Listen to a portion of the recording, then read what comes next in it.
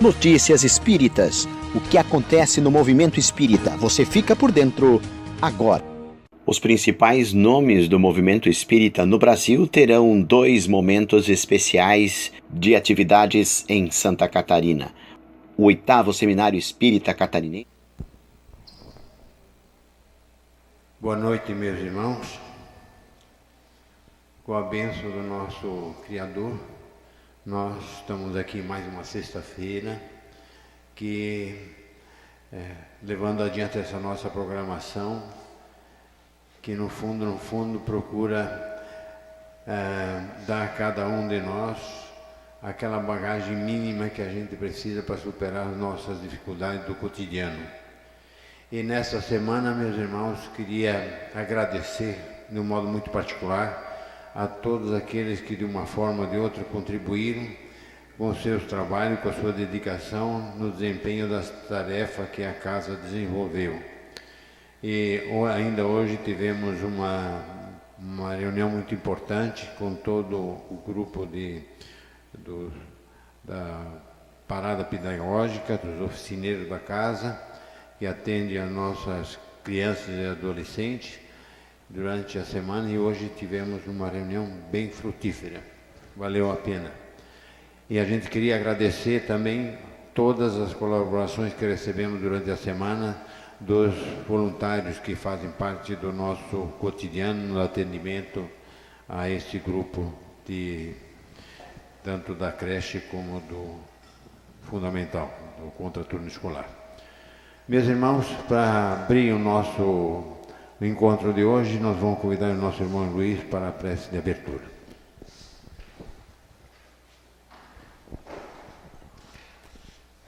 Boa noite a todos. Esse é um momento muito especial, que se a gente quiser, a gente pode, quem sabe, fechar os nossos olhos. Não por ser nenhum tipo de exigência nem de ritual, só para facilitar a nossa olhada interior. Como sempre nos esclarece Kardec, uma reunião espírita tem que ser coerente com aquilo que se estuda nela. Então, uma reunião espírita precisa começar na conexão com o mundo espiritual, com esse mundo que nós aprendemos que é a nossa origem e o nosso destino, porque aqui na vida material estamos de passagem. E como também aprendemos com Kardec, o mundo espiritual é composto por diversos espíritos em diversos níveis de desenvolvimento e de evolução. E naturalmente estamos aqui reunidos para escutar uma palestra e aprender. Então, nada mais correto do que buscarmos pela prece, pela oração, pela meditação, mesmo que rápida, uma ligação com esses espíritos que avançaram no seu desenvolvimento, na sua luz, na sua sabedoria, e que com certeza estão presentes para nos auxiliar, para inspirar o nosso irmão Marcelo Henrique, que vai desenvolver um tema fundamental para as nossas vidas, que é um estudo que ele faz sério, aprofundado, claro, sobre as virtudes de Jesus. E é exatamente esse Jesus a quem também dirigimos a nossa rogativa, porque aprendemos também com Kardec que se existe um modelo e um guia para as nossas vidas, para a conquista da felicidade, esse guia, este modelo é Jesus Cristo. Então, sempre que tocamos no seu nome, sempre que estudamos a sua obra, a sua vida, o seu evangelho, para nós é motivo de alegria. E nessa oração, Mestre amado, nós te pedimos que lance um olhar sobre esta casa, sobre este casarão, sobre todos nós que estamos aqui reunidos, no plano material, no plano espiritual, para que a nossa noite seja realmente bem aproveitada, porque o teu exemplo, a tua luz e o teu amor têm nos guiado e gostaríamos que continuasse a nos guiar cada vez mais, com mais entendimento, com mais ação na caridade, com mais solidariedade. É o que com certeza esperamos nesta noite sair daqui com o nosso coração ainda mais motivado para o trabalho de transformação que começa no nosso interior e se exterioriza para todo o mundo, para todo o nosso planeta. Muito obrigado, Senhor. Presidente Marcelo? Temos a grata satisfação, depois de uma longa ausência, receber o nosso queridíssimo irmão Marcelo Henrique, qual a gente tem uma estima, uma amizade, além da nossa natural afinidade doutrinária e espiritual.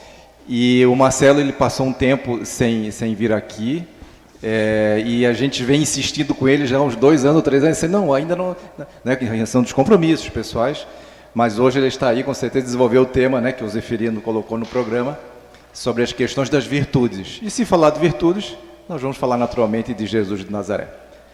Marcelo, contigo a palavra, por favor.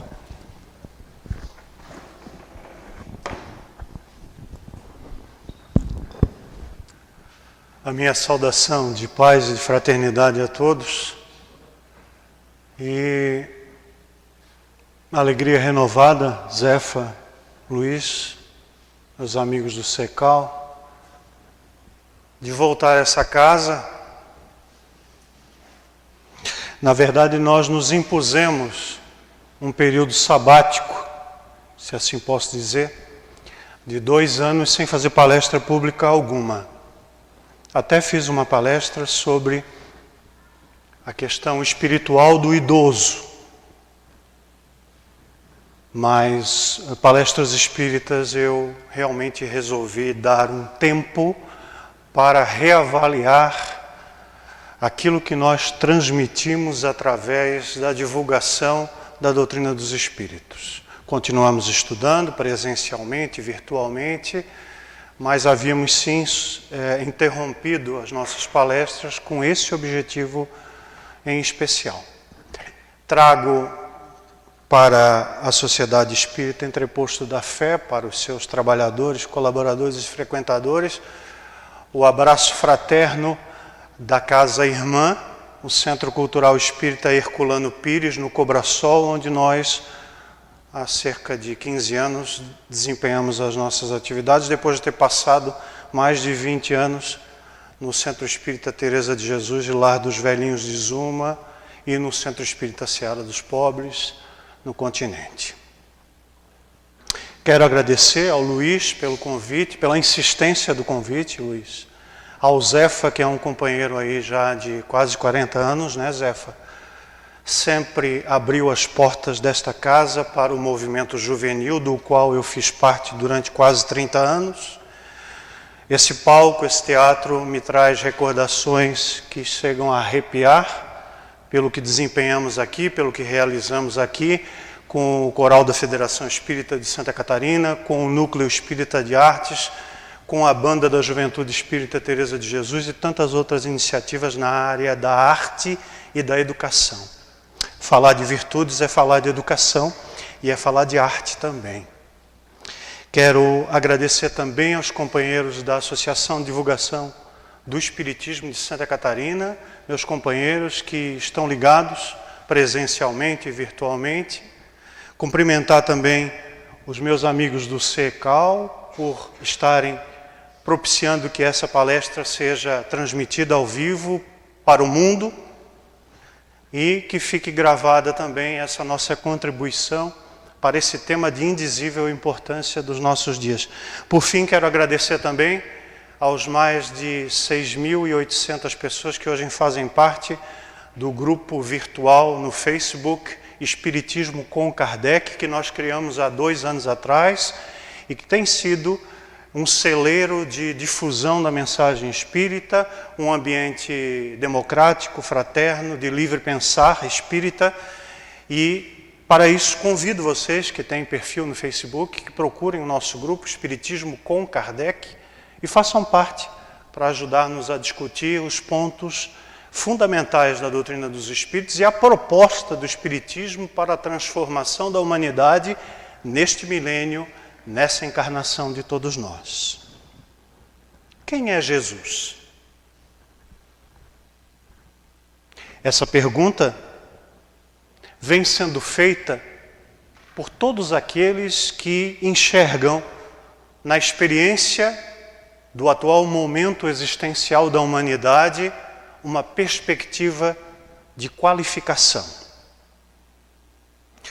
A visão que o Espiritismo tem de Jesus é a mesma das outras filosofias e religiões que se organizaram em torno do seu nome, da sua mensagem, dos seus feitos, dos seus milagres, das suas pregações. Esse é o ponto fundamental da nossa conversa dessa noite.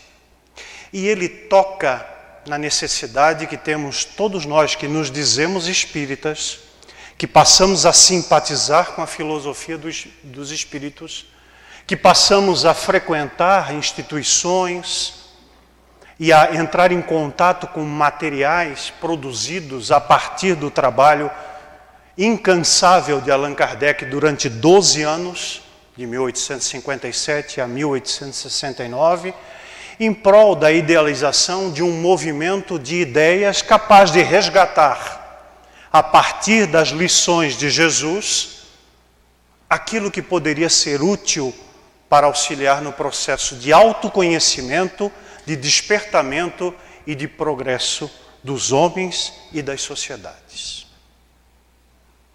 É claro que, nos debruçando sobre as 32 obras de Allan Kardec, porque muitos pensam que são apenas 5, muitos inclusive usam inadequadamente uma expressão que era atribuída aos 5 livros do Antigo Testamento, aos 5 livros de Moisés, para chamar as obras de Kardec de o Pentateuco Espírita, quando na verdade Kardec não escreveu apenas 5 obras, mas como eu disse há pouco, 32. Quando nós nos debruçamos sobre esse conteúdo, nós passamos a entender a importância de Jesus para a mensagem espírita. Na introdução do Evangelho, por oportuno, Kardec faz uma retrospectiva da humanidade para situar em tempos imemoriais, na Grécia Antiga, o primeiro momento em que os valores espirituais começam a eclodir.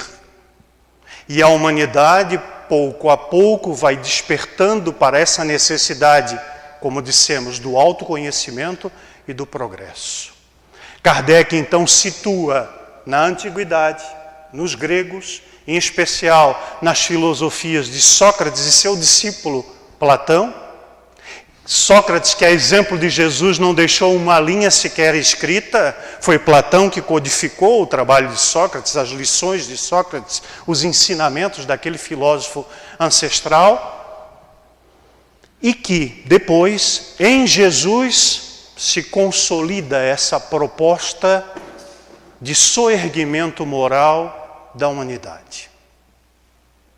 Ora, Jesus é um personagem que possui, no mínimo, 2 facetas distintas.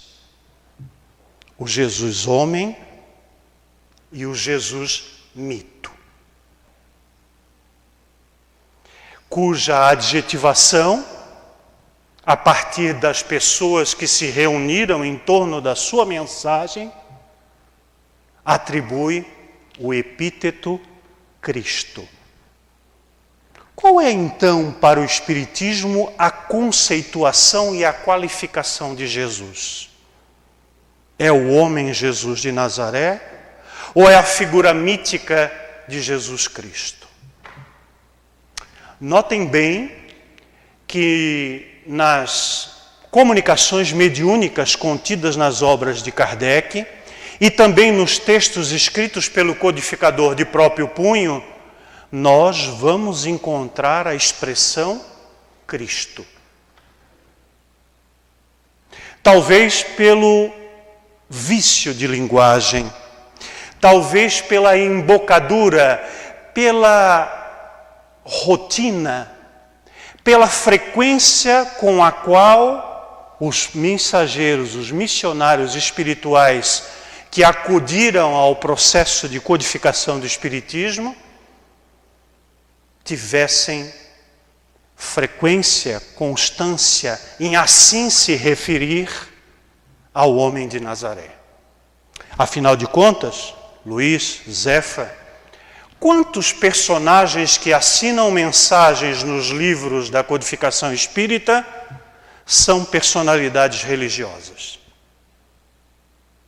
Do catolicismo, do protestantismo e de outras derivações da mensagem originária.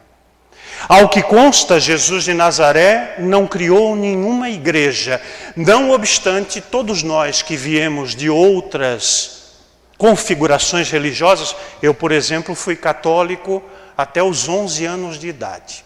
Portanto, fui educado do 0 aos 11 dentro da ideologia, da filosofia, da padronização católico-cristã. Há um trecho contido nos evangelhos canônicos, os 4 evangelhos que a Igreja Romana reconheceu como oficiais, afastando os mais de 70 que existiam, escritos por pessoas que tinham ouvido falar dos feitos, das realizações e das pregações de Jesus. Lá, nos evangelhos canônicos, nós vamos encontrar a seguinte inscrição. Jesus se dirige a Simão e diz: Simão, tu és Pedro, e sobre essa pedra edificarei a minha igreja. Nós não vamos encontrar essa expressão no Evangelho segundo o Espiritismo e nas demais obras da codificação. Será que Jesus disse realmente isso? Será que era a intenção do homem de Nazaré estabelecer uma igreja, uma seita, uma religião, distinguindo-a dos demais?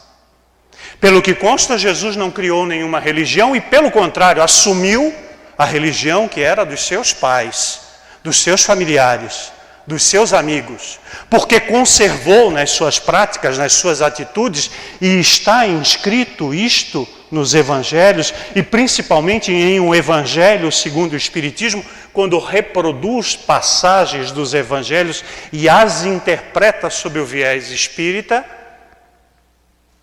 que Jesus assumia comportamentos da religião judaica. Jesus respeitava o sábado, porque era tradição guardar o sábado. Jesus se dirigiu ao templo, primeiro, quando tinha 10, 11 anos de idade, e depois em outras situações. Consta que Jesus, inclusive, aborrecido com o comércio que se fazia dentro da igreja, dentro do templo, teria expulsado os vendilhões, teria derrubado mesas e colocado para correr as pessoas que estavam fazendo da casa de Deus, de um lugar de respeito, de um lugar de comunicação mediúnica, porque a mediunidade não é patrimônio do Espiritismo, a mediunidade existe desde que o homem é homem. Nós verificamos a mediunidade entre os seres primitivos, os homens das cavernas, e podemos situar nos diversos quadrantes do tempo da história da humanidade a mediunidade interagindo, não necessariamente ligada com a religião, mas expressamente nos ambientes religiosos, para favorecer a comunicabilidade entre os espíritos, que é um dos princípios fundamentais da doutrina espírita. Esse Jesus, homem, que o Espiritismo apresenta para a humanidade, é bem diferente do Jesus Cristo. E por que é diferente, Marcelo? E por que é diferente, Luís? Porque este Jesus Cristo corresponde a uma fábula do Antigo Testamento, em que viria alguém para redimir o mundo. E se eu perguntasse mentalmente a vocês, quais são os adjetivos que vocês já viram serem utilizados para designar o mito Jesus Cristo? Vocês lembrariam mentalmente de alguns? Cordeiro de Deus seria um sinônimo? Salvador seria outro? Membro da Santíssima Trindade seria outro? O grande conselheiro, o príncipe da paz? Todas essas adjetivações pertencem ao imaginário do Antigo Testamento, onde temos um povo oprimido pela perseguição de um império, desejando uma terra prometida e uma libertação das pessoas e do próprio povo enquanto coletividade. É esse o Jesus Cristo que aparece na revisão da história do Antigo para o Novo Testamento. E os judeus esperavam um guerreiro,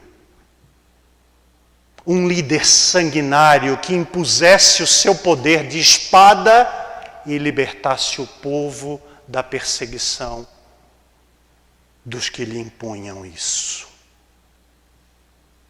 E Jesus passa pela terra, não como o Cristo, o ungido, o Messias, mas com um homem que recebeu uma missão especial, e nós já vamos ver que tipo de missão é essa, para trazer à humanidade uma mensagem não de guerra, não de belicosidade, não de revolução pelas armas ou pela força física tão comum àquela época.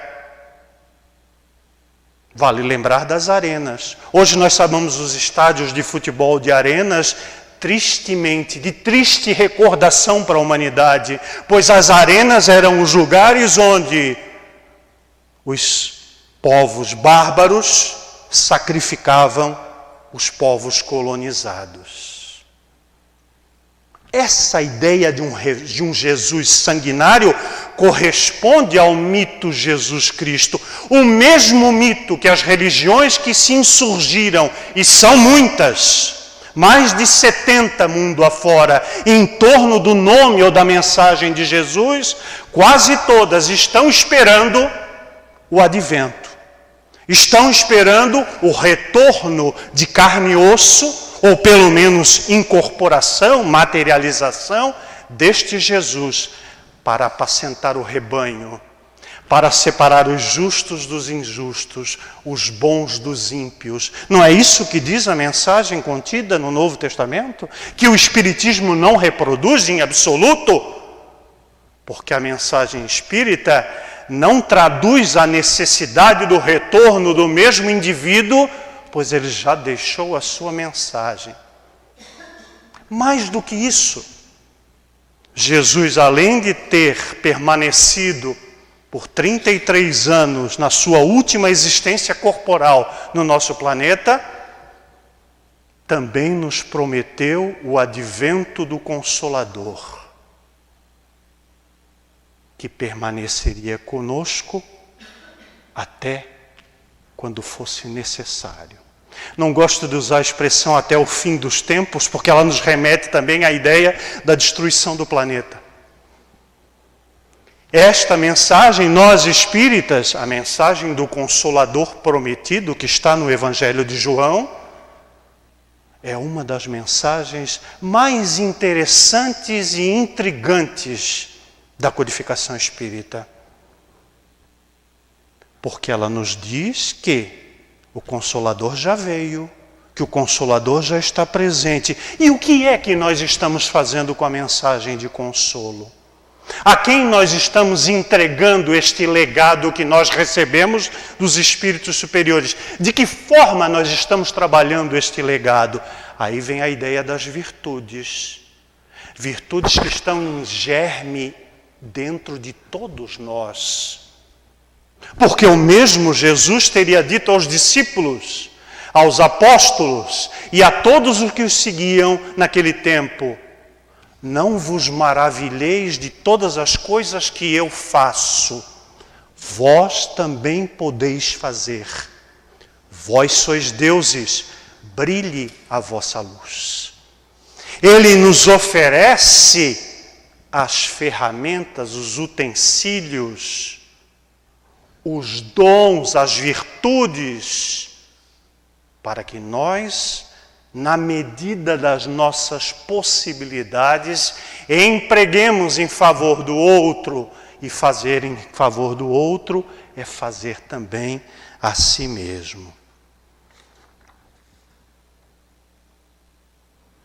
Jesus para o Espiritismo é Yeshua Bar Yosef. Jesus, filho de José. Um homem que, ao contrário do que dizem as Escrituras, e notem bem, se vocês observarem, por exemplo, o Evangelho segundo o Espiritismo, na edição da Federação Espírita Brasileira, logo no início, nas edições mais antigas, as da década de 80, as da década de 90, vocês vão encontrar logo no início do livro um quadro sinótico, onde aparece o capítulo e o versículo dos 4 evangelistas, Mateus, Lucas, Marcos e João, e a correspondência no capítulo do Evangelho segundo o Espiritismo. Alguém já viu isso? Observem, peguem a edição antiga da FEB, que vão notar, infelizmente esse quadro não tem sido mais repetido nas edições mais recentes. Mas era interessante porque ele nos dava a ideia daquilo que Kardec inclusive escreve no subtítulo do Evangelho, quando diz, contendo as máximas, os ensinos morais do Cristo e a sua interpretação conforme a doutrina dos Espíritos. O que é que eu, Marcelo, quero dizer com isso? Que vocês podem ter em casa o Novo Testamento, abrir o Novo Testamento, que vão encontrar uma série de informações nesses 4 evangelhos que não estão no Evangelho segundo o Espiritismo, que não estão em nenhuma das 32 obras de Allan Kardec. Por quê?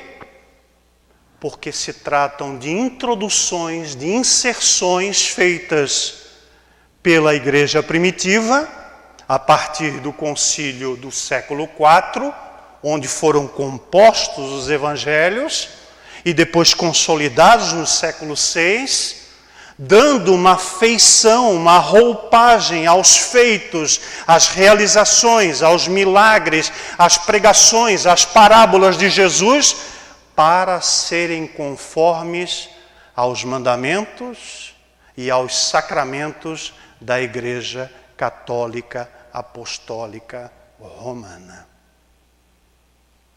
Então, se todas aquelas informações não correspondem à realidade dos fatos, significa dizer que muito daquilo que conhecemos acerca de Jesus e das suas virtudes não corresponde à verdade material ocorrida há 2000 anos atrás.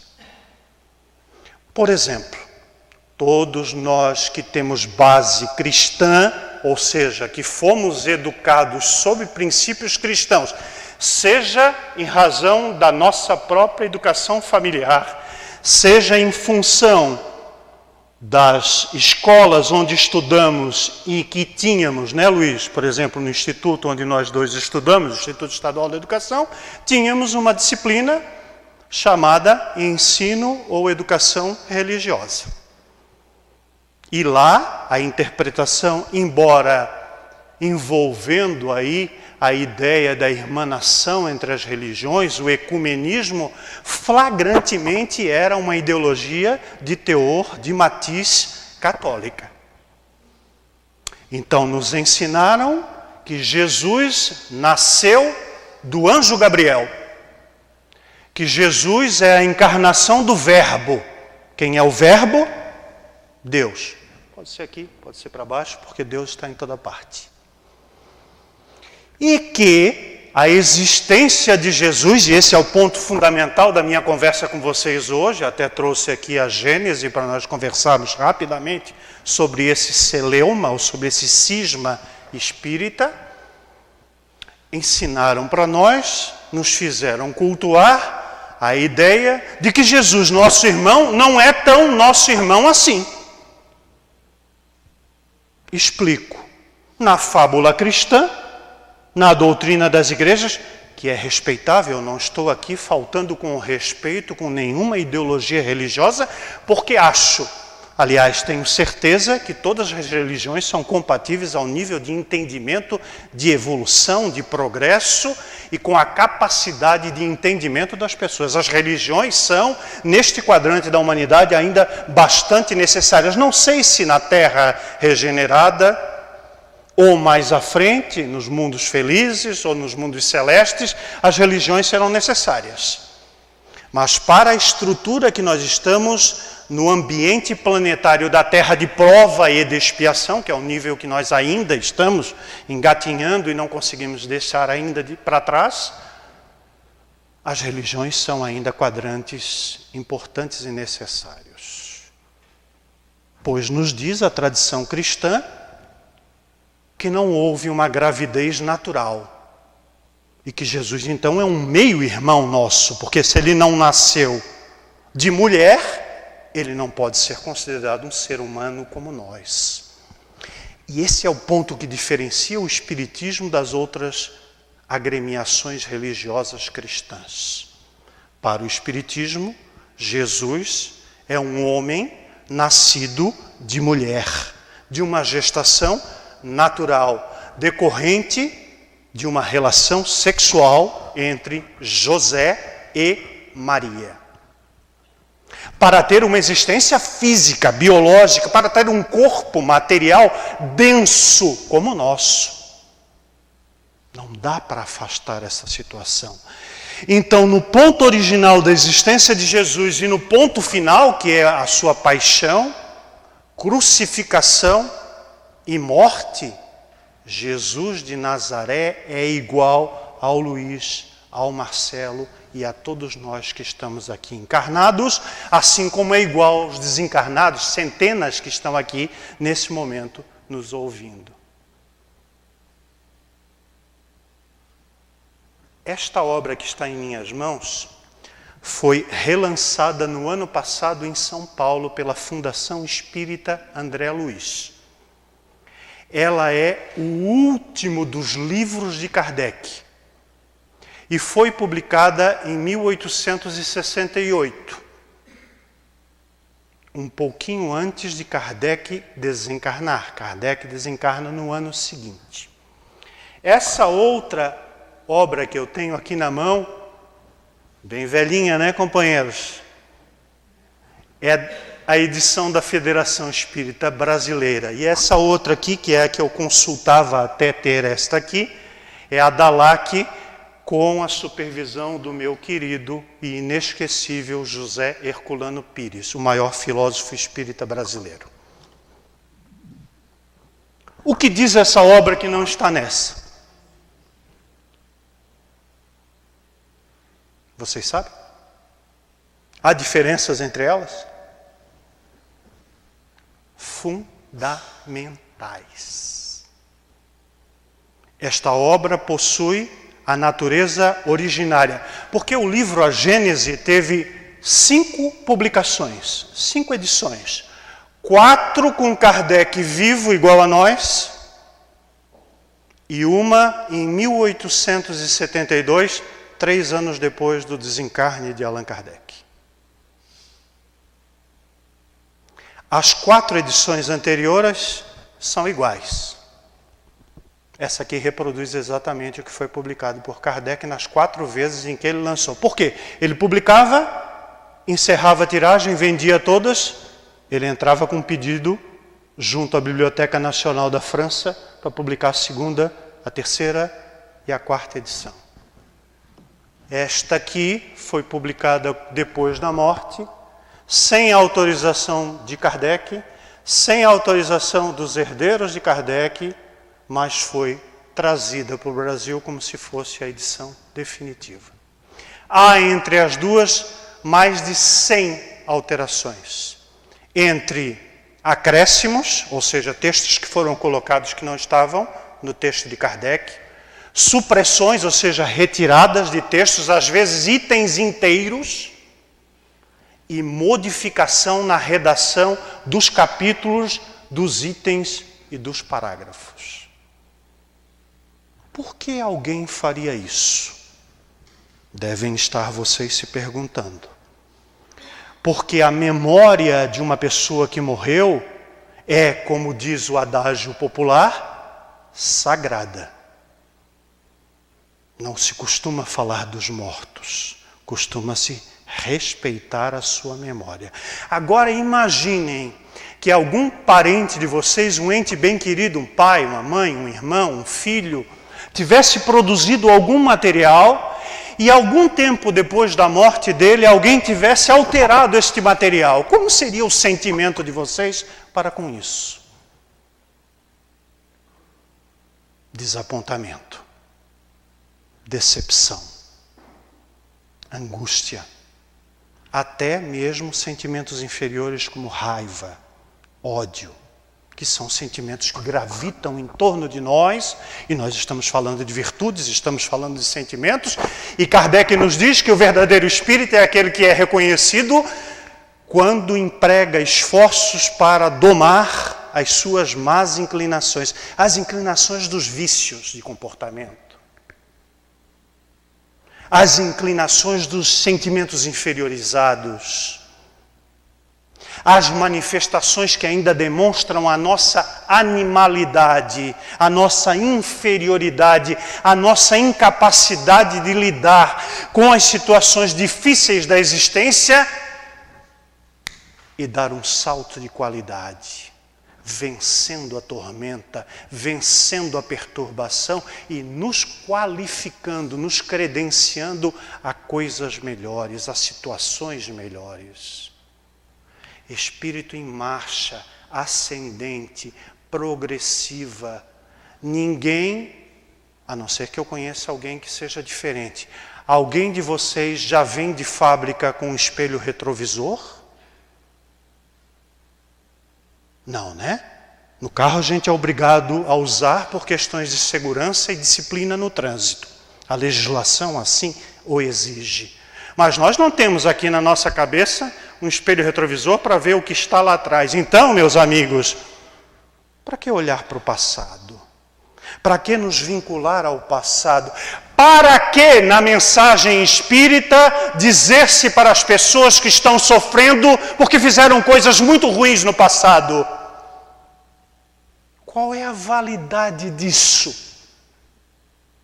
Nós tornamos as pessoas mais esperançosas, mais satisfeitas, mais alegres, mais felizes, dizendo: está acontecendo isso contigo agora, porque coisa boa tu não fosse ali atrás, Na vida passada tu deves ter feito isso, aquilo outro. Esse filho, problema que você tem, é um inimigo de séculos, de encarnações. Essa mulher que não te compreende, essa mulher que não faz aquilo que contribui para a harmonia familiar, ou esse marido, esse aí é alguém que tu prejudicasse N vezes, e agora, pela bênção da reencarnação, vocês estão aqui para aparar as arestas. Desse jeito? Dessa maneira? Isso é pedagógico? Isso é educação espírita? Isso é educação dos sentimentos? Isso é mensagem do espiritismo? Jamais, me desculpem, jamais vocês não vão encontrar isso nos 32 livros de Allan Kardec. Poderão encontrar situações que remetem a um dos objetivos da existência, que é o da reparação dos erros pretéritos. Por quê? Porque pela disciplina espírita, pela orientação da codificação, pela qualidade dos ensinos da filosofia espírita, quem somos nós? Espíritos que estão na escala espírita lá para baixo, pela escala espírita das questões 100 e seguintes de O Livro dos Espíritos, existem 10 classes de espíritos, do mais atrasado ao mais evoluído. E essas 10 classes de espíritos, ou tipos de espíritos, ou tipologias espirituais, vão reencarnar em 5 qualidades de mundos distintas. Não é isso que a gente aprende? Não é isso que se dá aqui nas aulas de educação da casa?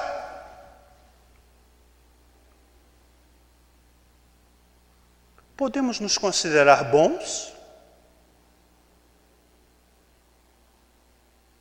Vocês lembram do que Jesus disse quando os discípulos diziam para ele: bom e amado mestre? Nada a ver com o personagem da escolinha do professor Raimundo, que queria alguma vantagem chamando o professor de adjetivações importantes. Amado mestre, lembram disso? O que Jesus respondia a quem lhe chamava de bom? Opa, para lá. Bom, só o Pai que está nos céus.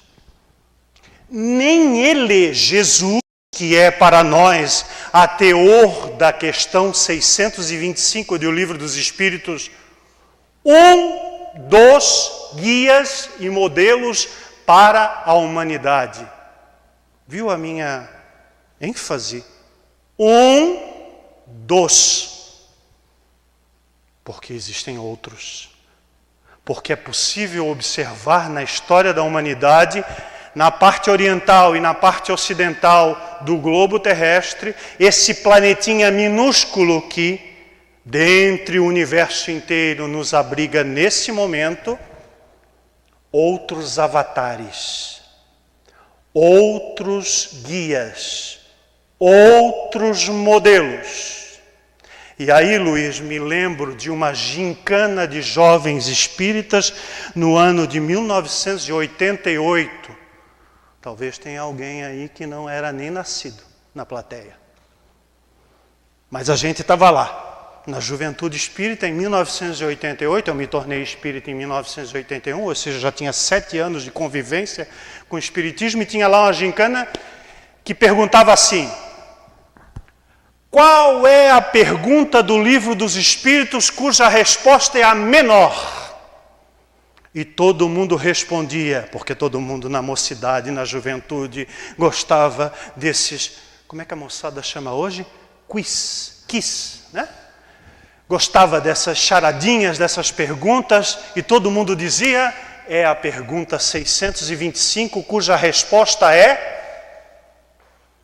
Qual é a resposta da pergunta que é 625, onde Kardec pergunta aos espíritos qual é o guia e modelo para a humanidade?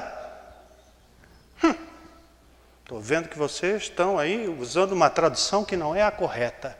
Resposta dos espíritos: Vede Jesus, voyez Jésus, no francês. E 9 entre 10 traduções do Livro dos Espíritos riscam a palavra vede e escrevem apenas Jesus. Pontuam, marcam, cristalizam, solidificam uma ideia que não foi a ideia que os Espíritos tentaram passar para nós. Porque quando eu digo vede Jesus, eu estou mostrando mas não estou excluindo outros Espíritos superiores. E aqui vem outro detalhe que eu vou chamar a atenção para a diferença entre a Gênesis.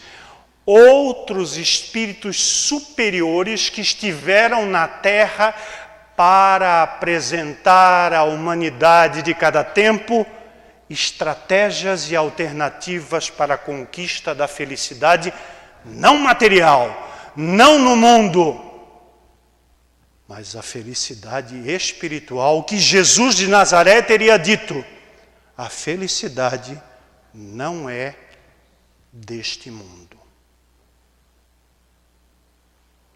Vede Jesus, portanto, nos remete à grande presença de alguém para o mundo ocidental, para quem conhece o seu ministério, a sua história, a sua trajetória. Mas aí eu pergunto a vocês, e aquela porção da humanidade, 2/3, quantos habitantes nós temos no mundo hoje? Mais de 7 bilhões, é isso? Então, 2/3 da humanidade não conviveu com Jesus, não é cristão, teve outras formações, teve outros exemplos. Maomé, Buda, tantos outros. Gandhi, Krishna. Então, eu vou dizer que apenas 1/3 da humanidade está prometido para mundos melhores, para condições melhores, e o outro 2/3 que talvez tenha ouvido falar de Jesus em livros de história, talvez conheça Jesus das comemorações religiosas que ocorrem no momento da Páscoa ou no momento do Natal, mas que não tem intimidade ou proximidade com a mensagem de Jesus. Voltando à Gênese, este Jesus não é um espírito puro. E vou voltar novamente à escala espírita. Quem tem o livro dos Espíritos em casa pode consultar novamente, porque eu sei que vocês já leram, já estudaram isso. Questões 100 e seguintes, Kardec apresenta as 10 classes de espíritos na escala progressiva individual. E coloca no ápice dessa escala, na posição mais elevada, os espíritos puros. E aqui nós vamos entrar na grande celeuma dos espíritas da atualidade que perguntam: Jesus foi puro ou Jesus foi superior? O que é que vocês acham? Sendo o puro aquele que ocupa a primeira posição e superior à segunda. Vou repetir a pergunta, me respondam mentalmente: Jesus é puro ou é superior? A maioria respondeu puro. Porque Jesus representa aquela aspiração muito longínqua de nós, certo? Quando é que nós vamos conseguir fazer as mesmas coisas que Jesus fez? Quando é que nós vamos conseguir fazer como ele disse que teríamos que fazer, que é, quando bater numa face, oferecer a outra. Ama os que vos perseguem e vos caluniam. Difícil, né? Profundo, né? Acima das nossas forças, né? Mas esse é o projeto. Esse é o ideal de aspiração, de felicidade da humanidade. Por isso muitos dizem que Jesus foi um espírito puro. Mas vamos nós à questão 111 do Livro dos Espíritos. Me permitam pegar minha cola, que diz assim: os espíritos superiores reúnem ciência. O que é ciência? Conhecimento. Sabedoria, aplicação do conhecimento. E bondade, exemplificação na prática de tudo o que sabe, conhece. Encarnam, presta atenção, por exceção na Terra. Ou seja, aqui na Terra, dificilmente vamos encontrar espíritos superiores. Olha, gente, eu gosto muito de Francisco Cândido Xavier. Muito. Vocês não imaginam como. Me arrepio. Minha mãe esteve em Uberaba, quando viva, 2 vezes para visitar o velho Chico. E foi como se eu tivesse estado lá, ouvindo o relato dela. Mas Chico não é um espírito superior. Na classificação, podemos dizer que Chico se aproxima à definição de bom espírito, mas ainda não superior. Kardec, vocês conhecem Kardec? Vocês já leram a história de Kardec? Vocês conhecem o que esse homem fez antes de se tornar Kardec e depois de se tornar Kardec? Kardec também não é um espírito superior. É, no máximo, um bom espírito. Já deu para perceber o quanto nós estamos longe deles, né? Do puro, do superior e do bom. O primeiro passo para o progresso é o conhecimento de si mesmo. Sócrates disse isso. Conhecimento de si mesmo significa saber até onde podemos ir. para não nos decepcionarmos conosco mesmos, para não esperarmos de nós uma atitude que nós não podemos responder. E Agostinho, no Evangelho, diz: fazei como eu fazia quando estava vivo aí na terra. E Agostinho é considerado um dos doutores da igreja, junto com Tomás de Aquino e com a minha queridíssima Teresa d'Ávila. Teresa de Jesus, da casa onde fiquei 21 anos. Agostinho dizia: no final do dia, quando eu depositava a minha cabeça no travesseiro e me preparava para o repouso do corpo físico, ele não era espírita, era católico, sacerdote católico, enfurnado nos dogmas, nos sacramentos, na rigidez da Igreja Católica medieval.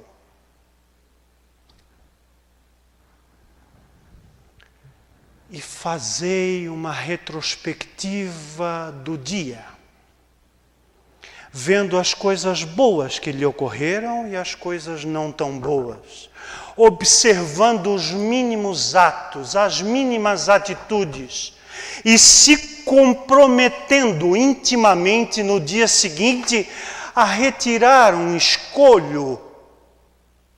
Escolho é uma palavra muito utilizada hoje na mediunidade. Um obstáculo, um entrever, algo que atravanca o processo. Então, observai e retirai um escolho.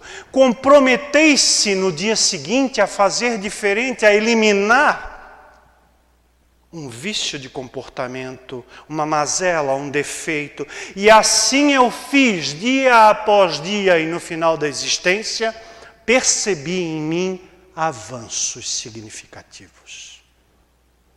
Olha que lição. E aí eu pergunto, o que é que nós fazemos quando vamos dormir? Pai nosso está no céu. Para os que oram, para os que rezam, eu faço a minha mentalização. Não precisa ter palavras, não precisa ter fórmulas, não precisa ter ritos.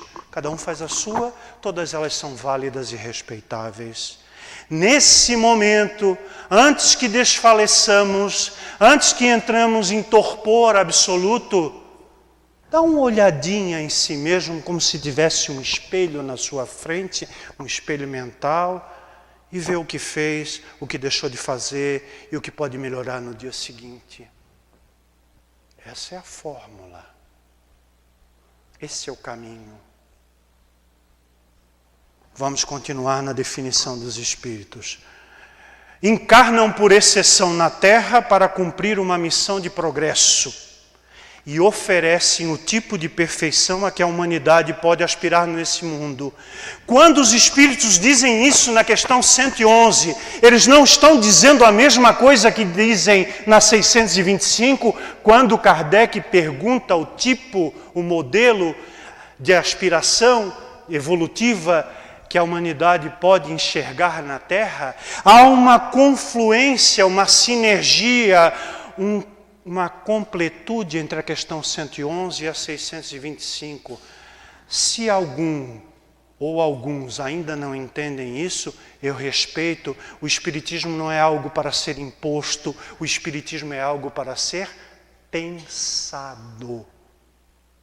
Ninguém é obrigado a aceitar de pronto, a engolir em seco o que dizem a respeito do Espiritismo, mesmo o que esteja nas obras de Kardec. Tudo isto está sob crítica, sob censura. Ele mesmo disse isso. Se o Espiritismo se cristalizar, se enraizar, se o Espiritismo não acompanhar passo a passo, a ciência se tornará um objeto de museu. Uma grande ideologia que um dia funcionou, que um dia foi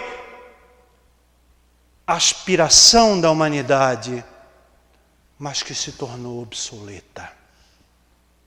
por falta de funcionalidade. O Espiritismo não pode ficar cristalizado em 1869, quando Kardec, vítima de um aneurisma cerebral, desencarnou precocemente, mesmo tendo cumprido a etapa que cumpriu. Poderia ainda ter ficado mais algum tempo entre nós.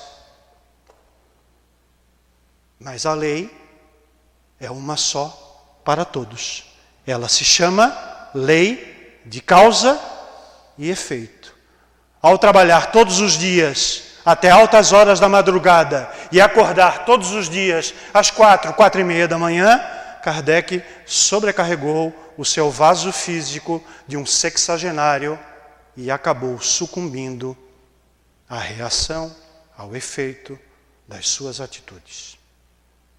Não chega a ser chamado de suicida, como alguns textos por aí na internet dizem a esse respeito. Cuidado, nem tanto ao céu, nem tanto à terra. O que diz a questão 112 e 113, que estão logo a seguir da definição de espírito superior, quando os espíritos aí sim vão conceituar o espírito puro, presta atenção, por favor. Não tem mais provas e expiações. Deve ser o paraíso, né, Luiz? Não ter mais que provar, não ter que mais expiar, é o paraíso. Não aquele paraíso contemplativo do Éden das religiões, onde anjos tocam flauta, onde a gente estica a mão e tem uma fruta doce para dessedentar a nossa fome. Porque os espíritos, evolutivamente, continuam a trabalhar, porque a lei do trabalho, que é uma das 10 leis morais da terceira parte do Livro dos Espíritos, diz que trabalham incessantemente os espíritos. Não tem vida contemplativa, não tem aposentadoria, já que é o tema da moda, né? Não tem aposentadoria dos espíritos no plano espiritual. Você está pensando que vai para um lugar para descansar? Melhor tirar o cavalinho da chuva. E aí termina o Espírito na questão 113 dizendo assim: os espíritos puros não estão sujeitos à reencarnação em corpos perecíveis. Não estão sujeitos à encarnação em corpos perecíveis. Não encarnam, não têm existência física. Logo, é essa a diferença entre essas duas gêneses. Essa diz que Jesus encarnou, teve um corpo físico, material, igual ao nosso. E aqui está, por exemplo, a explicação espírita do porquê do desaparecimento do corpo de Jesus que estava enterrado na rocha. E que a querida e doce Madalena, tão lindamente retratada no filme que levou seu nome, exibido no ano passado nos nossos cinemas, foi a criatura escolhida, espiritualmente falando, para chegar no jardim onde ia ver como está o túmulo, ia cuidar do túmulo de Jesus e encontra a pedra removida e entra lá e não vê mais o corpo do querido mestre e se desespera e sai pelo jardim afora e dá de cara com uma pessoa que pensa ser o jardineiro e diz: não viste o que fizeram do meu Senhor? E ele apenas sorri, materializado, espírito e não corpo, por uma fenomenologia mediúnica, e diz: Miriam, sou eu. E a abraça. Tocante e verdadeiro. O Espírito de Jesus materializado pela fenomenologia mediúnica que nós encontramos até hoje nas casas espíritas, embora em pequena monta, em casos isolados, mas é possível se verificar aqui em Florianópolis materialização de espíritos, se o quisermos. Se houver necessidade para tal. Não para satisfazer a mera curiosidade que existia na época de Kardec, quando Kardec ouve pela vez primeira falar das mesas girantes e dançantes. Porque se for para espírito fazer algum fenômeno para apenas satisfazer a nossa curiosidade vã e pueril, me desculpem, mas esse espírito não é um espírito superior. Pode ser, no máximo, um espírito zombeteiro, que se diverte às custas da incredulidade alheia.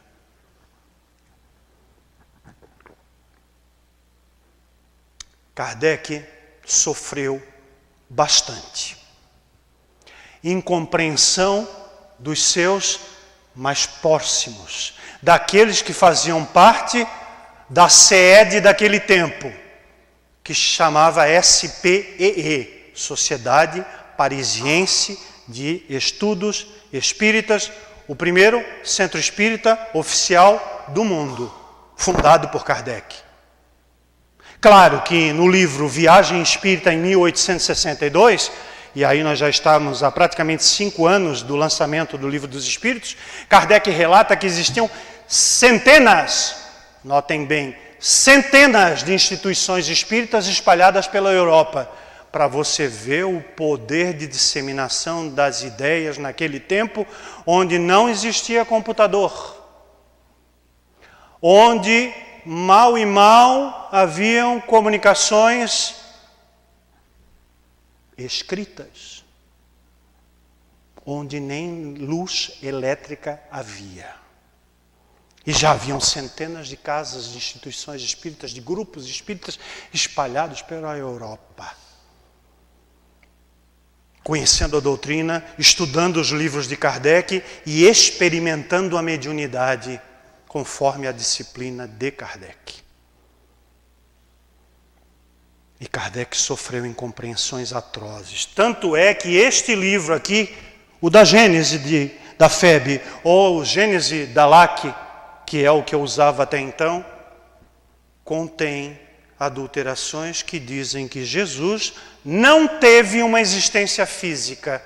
E aí eu pergunto para vocês, é importante nós sabermos se Jesus teve uma vida física, um corpo igual ao nosso ou não? Vocês acham importante esse tipo de discussão?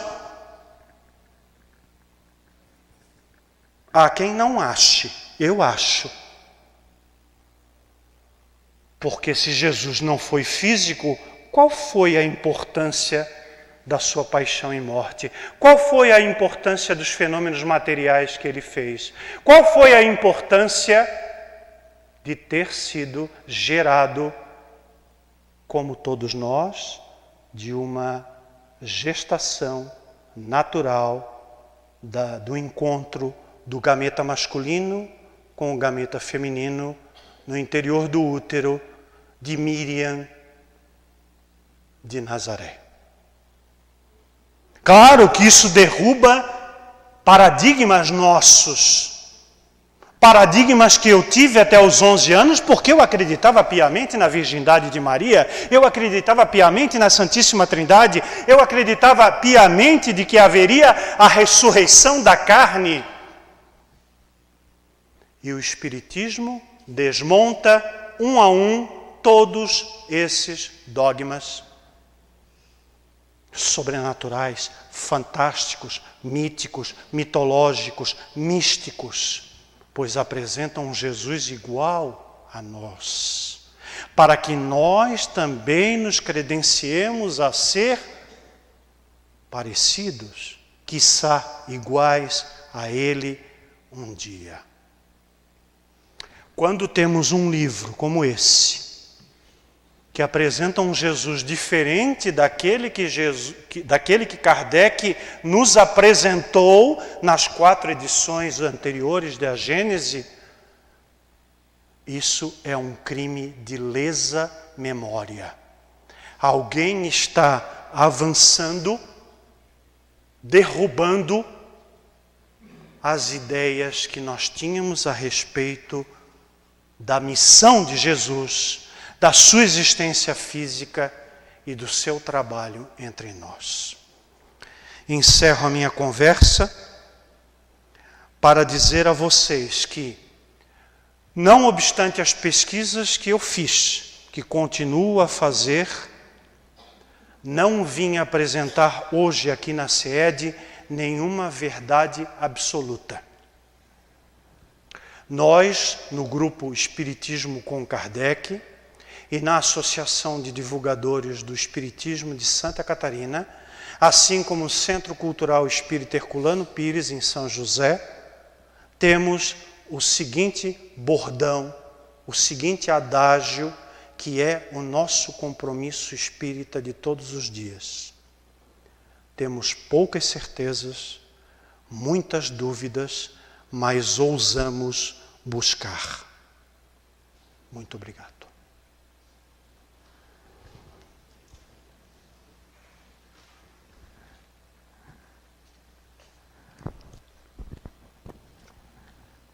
Meus amados, isso aí é uma amostra do que é o estudo, da profundidade do estudo e os avanços que ele permite a nós todos chegar. É preciso dedicação, preciso empenho, é preciso opção. E é preciso vontade para progredir nessa área. Reconhecemos a importância de tudo isso. E agradecemos muito a Marcelo Henrique ter vindo aqui hoje e ter colocado isso para a gente. Porque isso saiu, para mim, saiu daquela vertente ali que estava meia... E veio exatamente para o público. No entendimento que, não, sinceramente, não achei difícil de compreender. E também, conhecendo hoje um pouco do nosso povo, da humanidade que nos cerca, e desde a chegada da terceira revelação pelas mãos de Kardec, até hoje, o quanto atravessou aí pelo meio,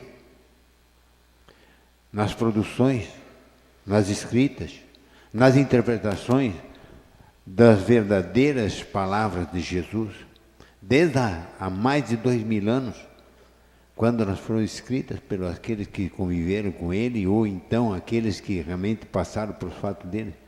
Quantos passou? Aqueles manuscritos originais, onde é que foram parar? Quantos deles foram selecionados? Esse vai, esse aqui não vai, esse fica para um lado, esse vai para o outro. Então, hoje, você sabe disso. Só que há um mote que nos impura, que só vamos realmente estar libertos de tudo isso quando a gente conhecer a luz da verdade. E nós precisamos, todos nós, fazer um esforço. Eu acredito, meus amados, que nós temos muito que aprender. E acredito que aquilo que foi colocado aqui hoje vai ser muito bom para todos nós. Você não acha que valeu a pena o Luiz fazer um esforço trazer esse homem aqui? E eu penso que vale a pena nós trazermos de volta. E você não acredita nisso? Então...